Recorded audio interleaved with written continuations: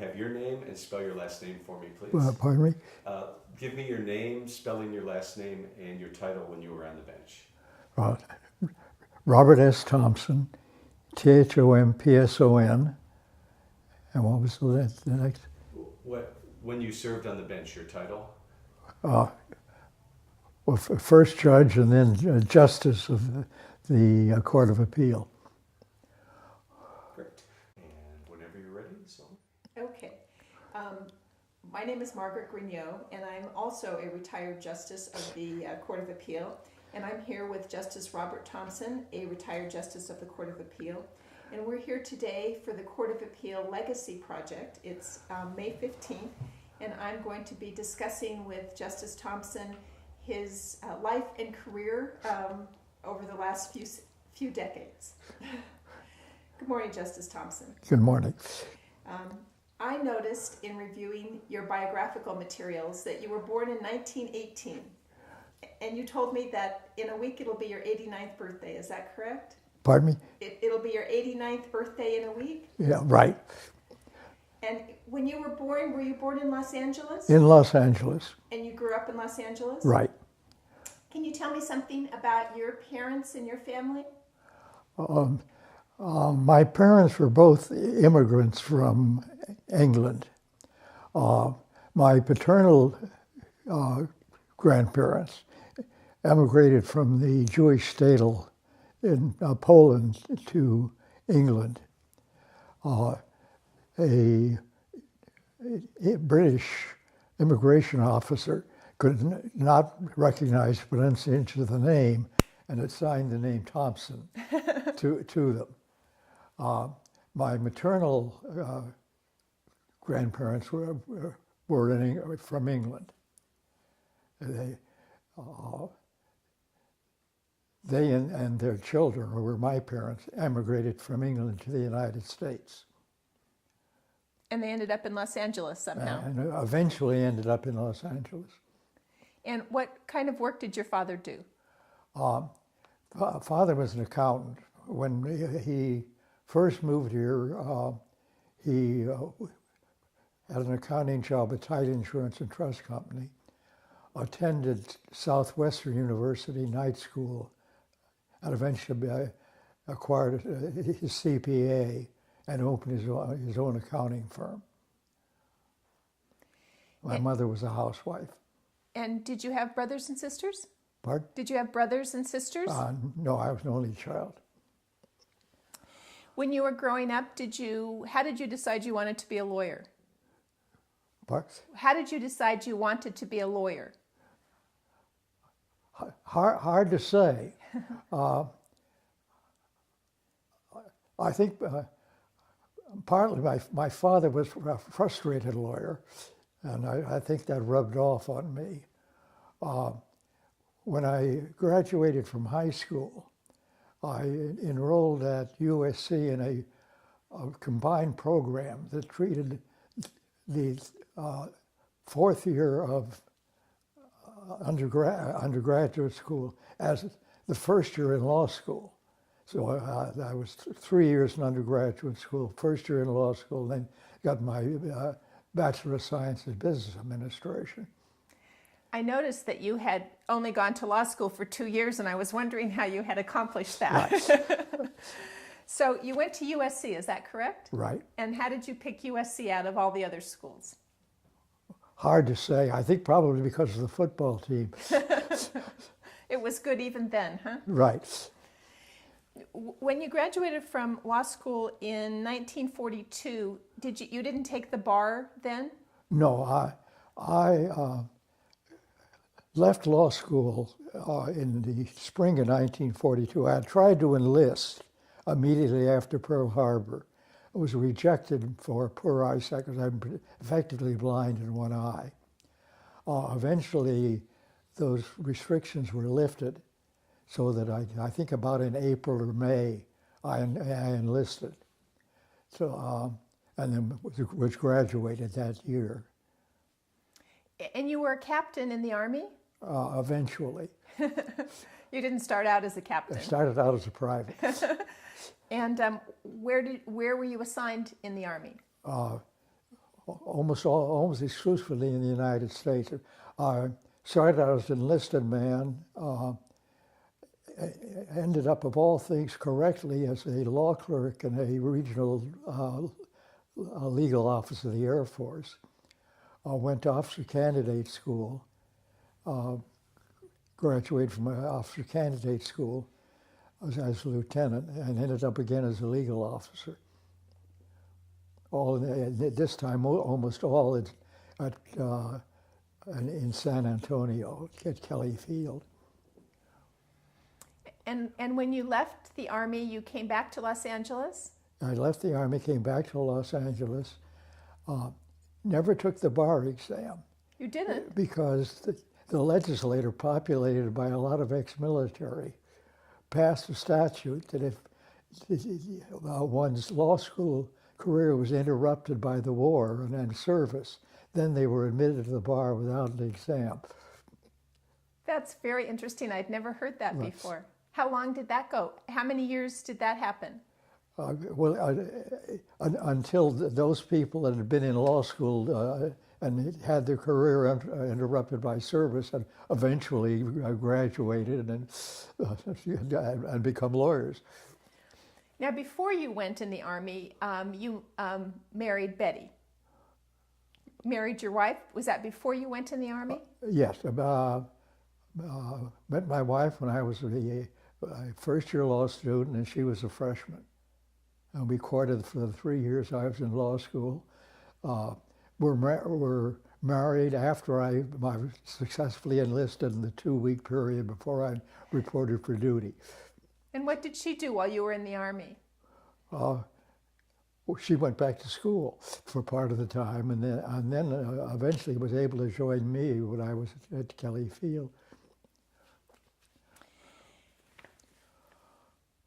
When you came back and were admitted to the bar, was your first job with the Nossaman law firm? No, first job was starting out joining Clifford Royster, a law school classmate. We opened a small office. Got space from my father's accounting firm and paid our rent by doing research for them. And that firm gradually grew. Eventually, Conrad Moss, another USC graduate, joined him, and it was Thompson, Royston, and Moss. Royston had to leave the practice for the kind of disability that kept him out of the Army in the first place. Eventually, the firm grew. Took a young associate, ex-first-year associate from Melvin and Mars named Dick Reardon. Boy, is that history. Dick Reardon. And the firm grew until we finally occupied the top floor of a medium-sized office building in Wilshire and Grand, of a savings and loan.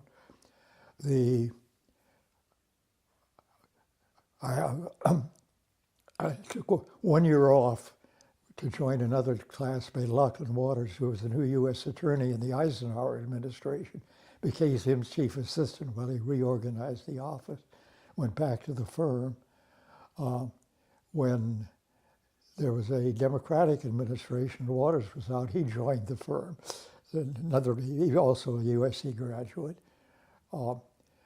What we lacked, we were all young, about from the same period, we needed an eminence Greece. Walter Nossaman had lost his partner to a heart attack, so we knew Walter quite well, all of us. He was a nationally recognized authority in trusts and estates. So he came over bringing 3 associates with him, and then the firm named them became Nossaman, Thompson, Waters, and Moss. So it was really your firm. He joined your firm then? Well, we joined each other, but we were much the larger firm at the time. Huh. And were you always a tax lawyer, or did you have a broader practice in the beginning? Oh, I was primarily a tax lawyer. I did some business planning, as incident to it. After the time in the U.S. Attorney's Office, I did some federal eminent domain work in addition to tax. What was the nature of your tax practice? What kind of work did you do? We represented people in an organization with lots of money. And you represented them in front of the Internal Revenue Service and then Service also in the courts? We did a lot of what work would now be called startups. And Reardon particularly worked in that area. We'd get the business originally because of the startup, but we did tax planning, and then we would expand to doing their corporate work.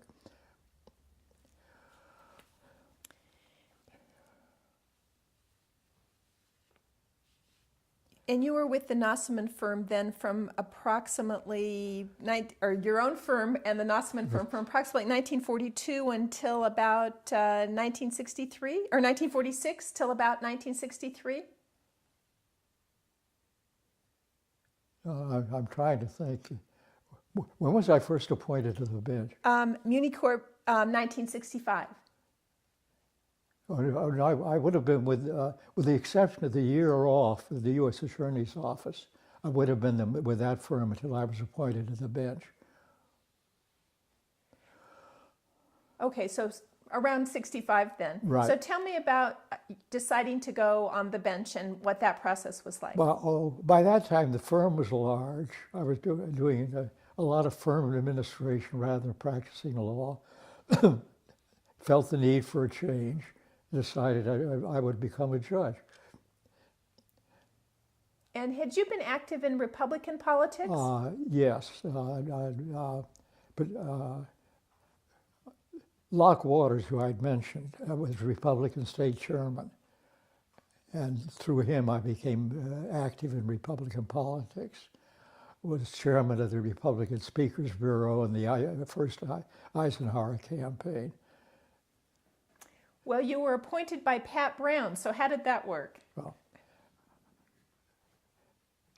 Well, before we moved to our larger quarters, we were in the Title Insurance and Trust Company building in Los Angeles.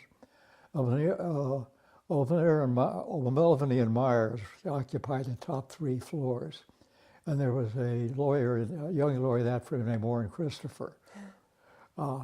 By reason of proximity, became friends. When I decided I might want to be a judge, I talked to Chris, who was very active in Democratic politics, and with Pat Brown. Chris recommended me, and I had a call from the governor's office. Interesting call. It goes something like this. Bob, who I never met the governor, Bob. This is Pat Brown. Ron Christopher tells me you'd like to be a judge. I hope you'll take it because I've been criticized for not following Earl Warren's practice of appointing judges of the opposite party and for appointing too many Jews. So I told him, but you're half right. I'm Republican, but I'm Jewish. And his response was, well, hell with your name, who'll know? And I was appointed. Appointed with a promise of being elevated in a year. I knew from rumors and from Chris that Brown suffered frequent amnesia with respect to those promises. So I immediately called a friend and a client named Al Hart, ex-bootlegger, ex-liquor magnate, now banker, who was very active in Pat Brown's campaigns and provided no end of financing and reminded him of the promise. Year went by, no elevation. So I called my friend, Al Hart, and 2 days after I called hard, I got a call from Pat Brown saying, "I'm elevating you to Superior Court. Now get Al Hart off my back." So you were just on the municipal court for a little more than a year? A little more than a year. And what kind of cases did you have while you were Oh, on I the was mini court? relegated to traffic court most of the time. You were glad to get away from there. Oh, I actually enjoyed traffic court. It was originally in what was called the Traffic Arraignment Court, which handled traffic tickets. Nothing serious that could result in a jail term. Was able to read the literature the ABA had published on traffic courts, do some reorganization, and it was a fun court to be in, but not intellectually challenging. I found that when I was on the municipal court, it gave me a chance to learn how to be a judge in any event. Right, it does. People are in front of you, you learn how to talk to them. Right, And then you went to the Superior Court. right. And did you sit downtown? Downtown, I spent a very short period of time, as all new judges did in criminal, was moved into law and motion in what was then a relatively new court, administering something called civil discovery that had never been heard of before. It was a fun court, but in a new area of the law. Was there for a year and then went into writs and receivers. And those are two interesting kind of courtrooms, not trials. Right. Must have been intellectually challenging. Yeah, well, I enjoyed it. And so you were on the Superior Court for about 2 years before Right. you were elevated? Yeah, the first year in civil discovery and the second year in writs and receivers. And by this time, there's a change in the governor. Yeah, Reagan's governor now, right? right. And so can you explain that process, how you got appointed? I don't know how that happened. No special influence with the governor. Had been active in Republican politics but Reagan wasn't particularly attuned to the previous Republican politics. But somehow or other, when the 5 judges were added to the 2nd District, I turned up as one of them. Can you explain that? I noticed in reading your biographical materials that you were appointed to a new position. Can you explain what the court was like before and after your appointment? Well, the 2nd District had 5 divisions, originally of 3 judges each. They were perceived to be overworked. I emphasize perceived. And 1 judge was added to each division. And I had one of those appointments. And you were appointed to Division 1. Division 1. And who were the other 3 justices when you were appointed? Parker Wood was presiding judge.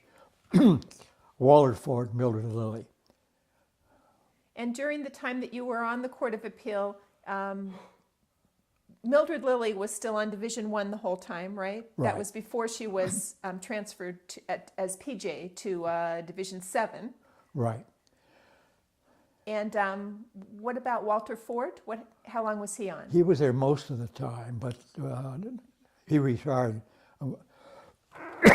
Pardon me, he was replaced by Roy Gustafson a couple of years before I left the court. And Roy Gustafson, was he replaced by someone else also? I'm trying to think. Yeah, Justice Wood was replaced, but I can't recall by whom. We had I think by Roy Gustafson. I know Roy was there for a while. And wasn't Justice Hanson on your division? And eventually,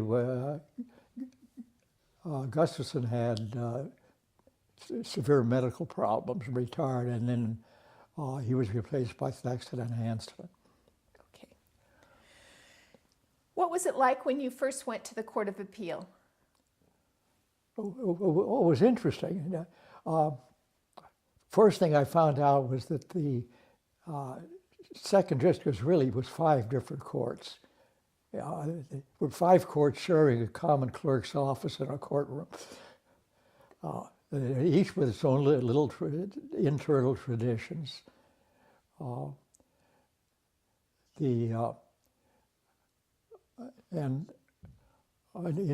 that I didn't know much about what was going on in the rest of the court. I knew that in Division 1, it was not experienced. Parker Wood was the nominal presiding judge, but Walter Fort had really taken over. And Walter had a rule, never reverse a criminal conviction. Huh. But I soon found out that my natural teammate was Mildred Lilly. We could usually get a majority. And how were the cases assigned? Were they assigned randomly, or they were assigned to a justice to write? Randomly. Walter Ford retained a cowboy hat from his Ventura days. He would place it on Parker Wood's desk.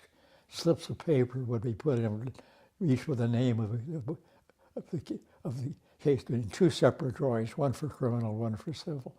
And the names were pulled out of a hat by individuals, so to get a random assignment. And then the judge whose name was pulled out would be the presumed author of the opinion. Right. And would there be any discussion amongst the justices prior to a draft by the author?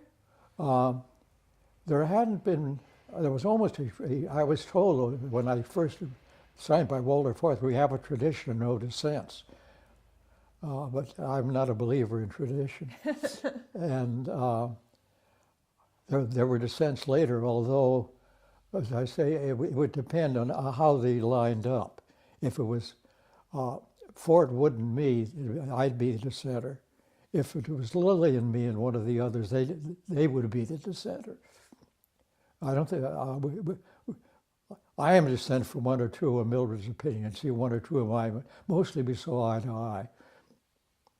And how many cases did you have every year? What was the workload? Well, I was doing over 100 opinions a year. Both combination? Majority and some dissents. Not that many dissents, but some. You're famous for your writings on law clerks or research attorneys. You want to talk a little bit about your experience with law clerks while you were on the Court of Appeal? Experience with who? Law clerks, research attorneys? Oh. Well, I enjoyed being with law clerks. There was, of course, a brilliant law clerk named Margaret Grignon that I enjoyed no end. And another female law clerk,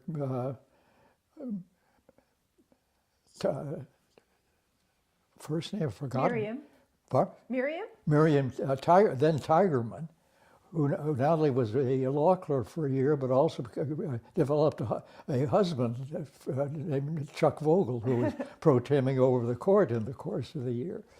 But I enjoyed working with law clerks. I liked the temporary clerks much better than I did the permanent clerks that the other justices used, because I got a new slant every year or 2. And most of the law clerks went on to be quite successful. At the time you had 1 law clerk? Right. And most of the other justices by that time were hiring permanent research attorneys. Right. But you, throughout the rest of your whole career on the appellate court, used the rotating. Rotating, and that's why I got a new slant every year. Some occasional law clerk was there for 2 years, but I was getting a new slant every 1 year for most of them. And subsequently, you wrote many articles with Professor Oakley about research attorneys and the use of research attorneys. And maybe you could just tell me something about your thoughts on how a justice should use a law clerk or research attorney. Well, the permanent clerks pretty much wrote opinions. they called them drafts, and then the judge would make necessary changes. And the permanent clerks learned or developed an attitude, this is what the judge would want. I tried to, with the temporary clerks, to avoid that and to assign them specific research jobs. Sometimes, if it seemed more efficient, these are the briefs, write it up. But I hope they didn't preconceive this is what I wanted, but they would write what they thought it should be. In the work with Oakley on the book that eventually came out called Law Clerks in the Judicial Process, we used an interviewing technique developed by my sociologist wife to a whole series of questions to get some idea of how the judges utilized the clerks, what value the clerks added to the process, and then using anonymous interviewing techniques, just giving judges assigned a random number. We were able to correlate that to get some idea of how judges used law clerks and what the clerks added to the whole appellate process. We ended up saying that there were values in both, but that the gradual disappearance of the short-term law clerk was a dangerous phenomenon. And over time, justices now have a bigger workload, more permanent research attorneys, and probably less time to spend on each individual case than they even had during your time. So the flaws in the system are, exacerbated, I think, by the workload. I think, well, it's become more bureaucratic.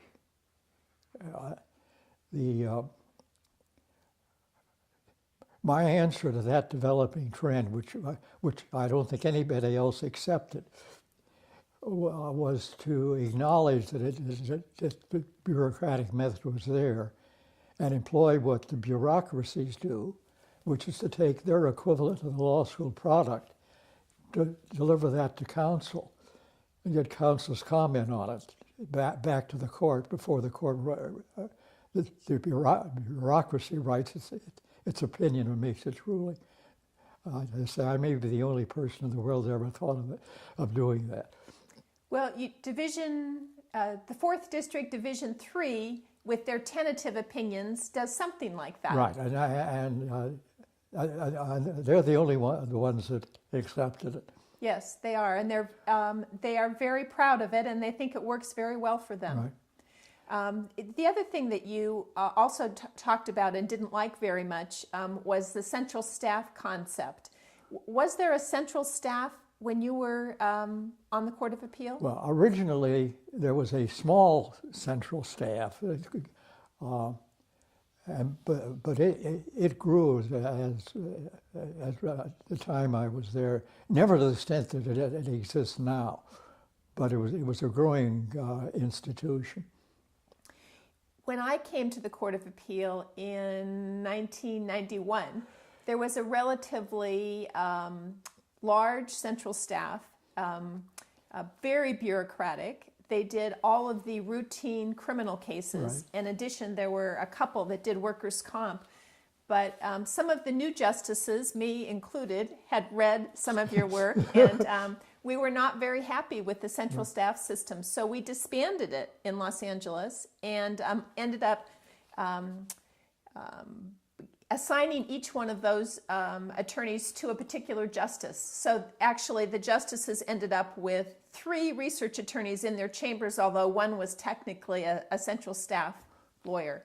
And we found that it increased accountability and was really very helpful to us. Well, I'm glad I had some influence. You did. You had a lot of influence. Right.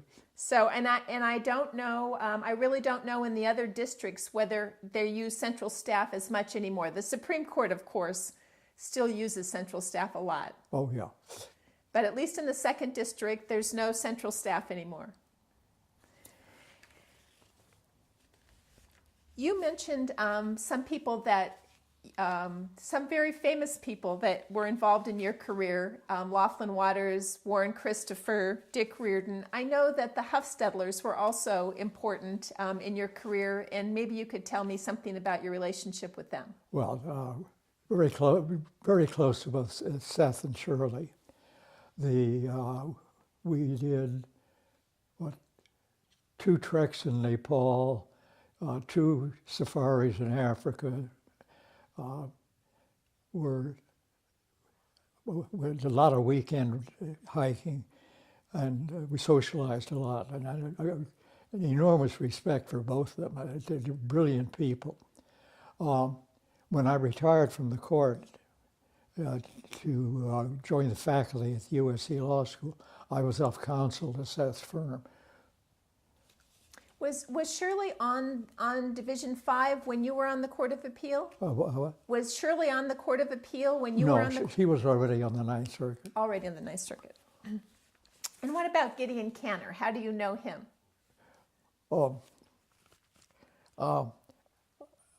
I didn't even know there was a Gideon Canner till I filed an opinion against Gideon, and he wrote a petition for review that made me out to be an absolute idiot.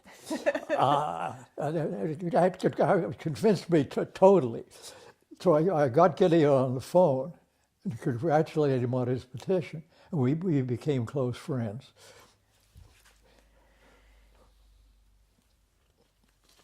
He's a brilliant writer.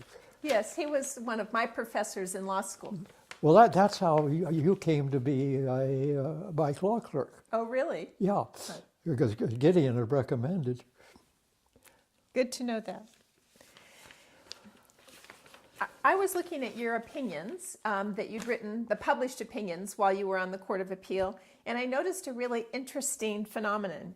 You were on the Court of Appeal from 1968 to 1979, and if you look at the cases where the Supreme Court granted review, they were all in 77, 78, and 79. Yeah. Nothing before that. And I wondered if you could maybe explain, if you ever noticed that, why your cases got review grants later on. Well, the nature of the Supreme Court changed in that era. This is the inception of the Byrd Court. Okay. So that it just was a different Supreme Court. My personal judgment, I hope that I wrote basically objectively, and I wasn't outcome determinative in writing. In my opinion, the Byrd Court was very much outcome determinative. Well, it must have had something to do with that, because for 10 years you have no review grants, Right. and then all of a sudden you have some. Right. Of the cases that you worked on, I know that American Motorcycle was one of your favorite cases. Right. Would you say that was your favorite case? It was one of the cases. I was writing some opinions to force review, and American Motorcycle was one, because the Supreme Court had gone from contributory negligence to comparative negligence, deliberately avoiding the proposition, what effect did that have on joint and several liability, and expressly in the opinion. American Motorcycle raised the question, and so in the trial court, on a motion to intervene. And so I decided I'd force the Supreme Court's hand.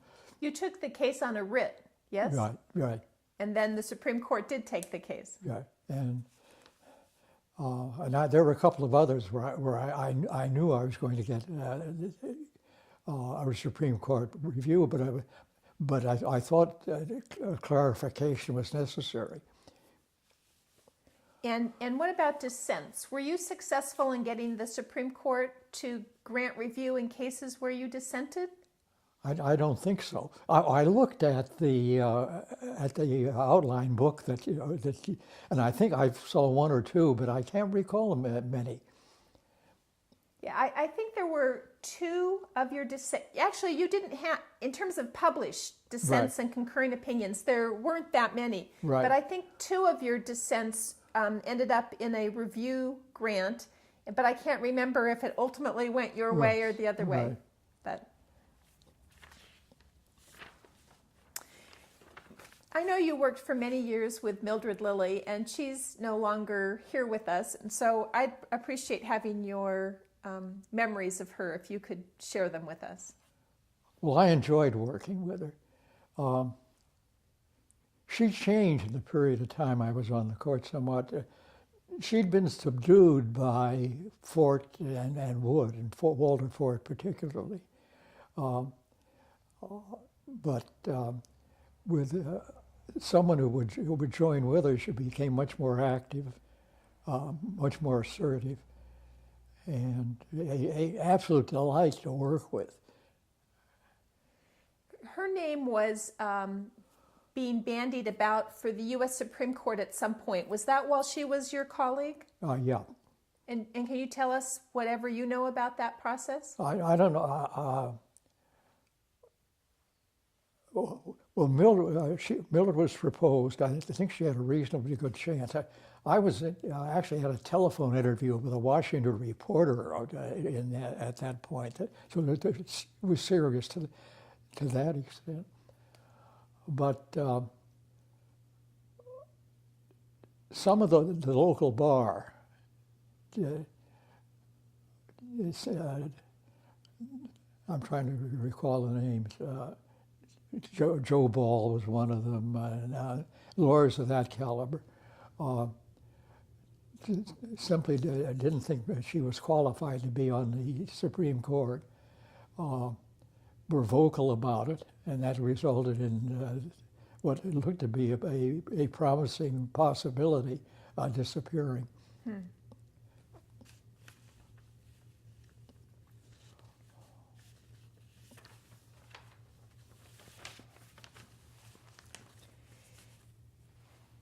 You've been very active since you've left the bench in judicial, writing about and thinking about judicial administration. Could you talk about the difference between the time that you were on the Court of Appeal and now, and in trends and changes that you've seen?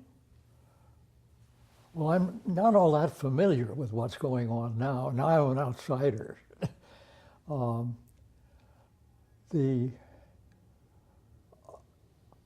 I think on the whole, the caliber of the trial court, I think, is better now overall than it was when I was on the bench.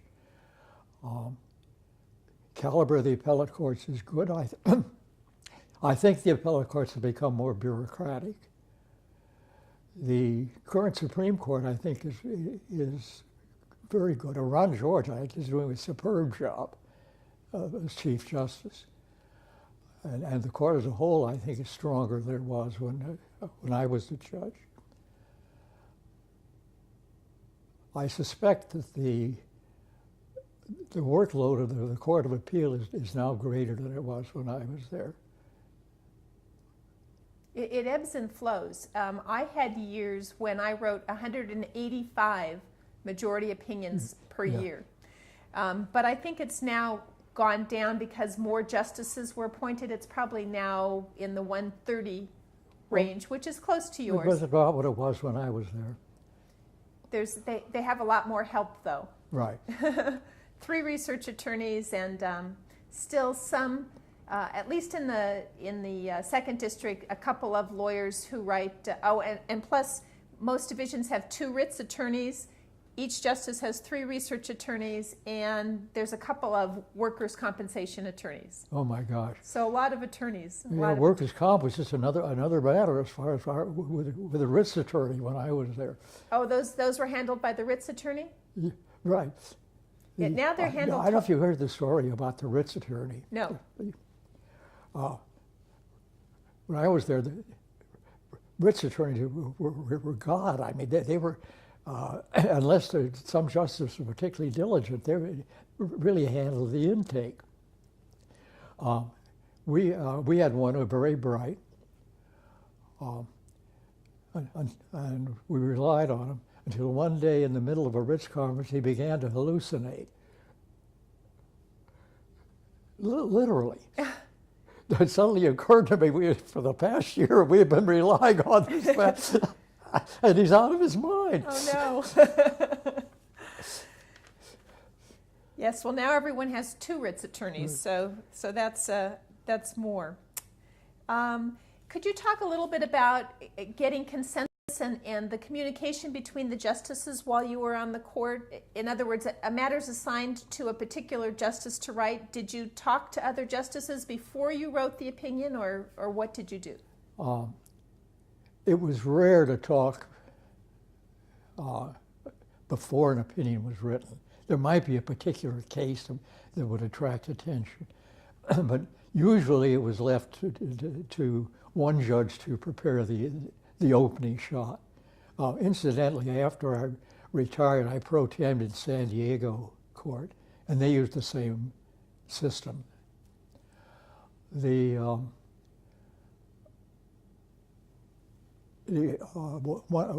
One judge would be assigned the case, but the random assignment we used. That judge would prepare what's called a draft, but really an opinion, and circulate it. And if a judge didn't like it, then there might be some commentary. Rarely would there be a commentary involving 3 judges. It would usually be author and one other judge who thought there was something that ought to be changed. Or if somebody didn't agree with it, would they just write a dissent then? Then they would write a dissent or concurring opinion. And was there a conference before oral argument where everyone talked about the cases? No. No. It's frightening, isn't it? How about after oral argument? Was there a conference after oral argument? No. Okay. So basically, the author wrote the opinion, and unless somebody disagreed with it, there was really no conversation. Right. And tell me about oral argument. How important was that? I don't know how important it was, but I sure enjoyed it. I think that varied with a particular judge. I've had my mind changed in oral arguments several times. I don't know about the other judges. When the cases were circulated, the draft opinions, were they circulated with the whole case, with the briefs? How did the other justices get the cases? Well,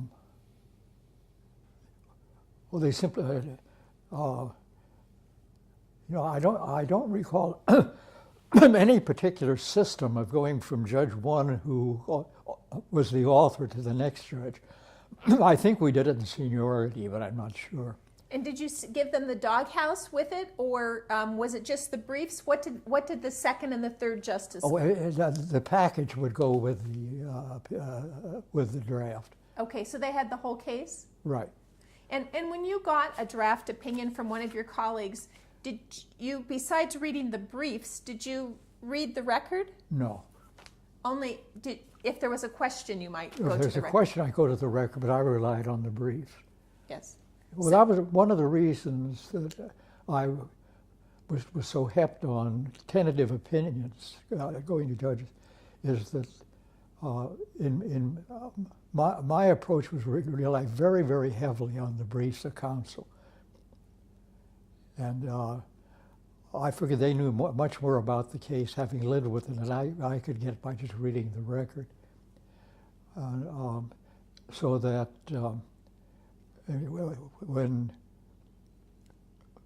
when I saw somebody else's draft opinion, I simply check it against the briefs as opposed to going to the record.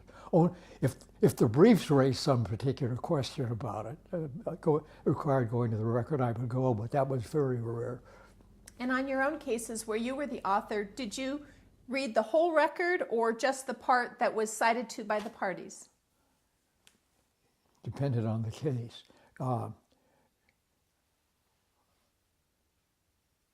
think it was more likely by what was cited by the parties, to check the record against the brief to make sure that the briefs weren't misleading. There might be a case to go to the record, but that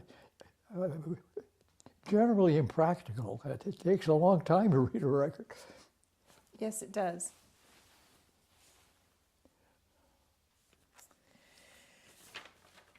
Justice Thompson, you left the Court of Appeal in 1979, and you hadn't been on the bench for 20 years. Why did you leave in 1979?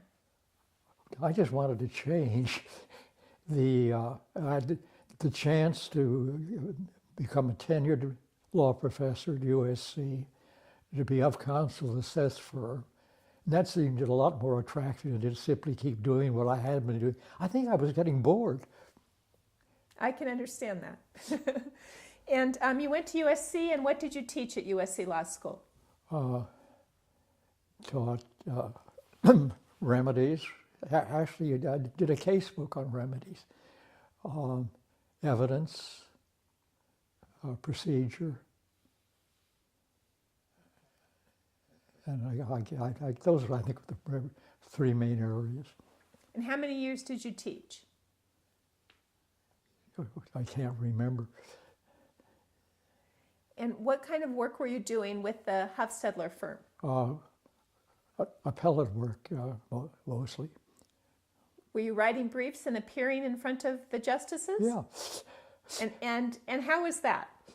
Oh, it was odd. I never did show up in Division I, but it had an odd feeling in the other districts, like I'm in the wrong place.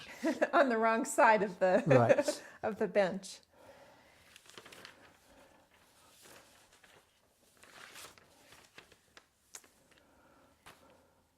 Tell me about your life now. Life Now, what are Now? you doing now? getting older.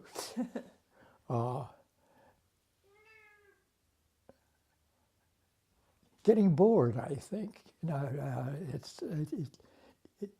I'm simply not that active.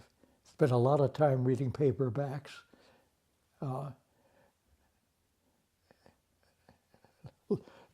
Taking care of that cat that you see behind you. and simply growing old.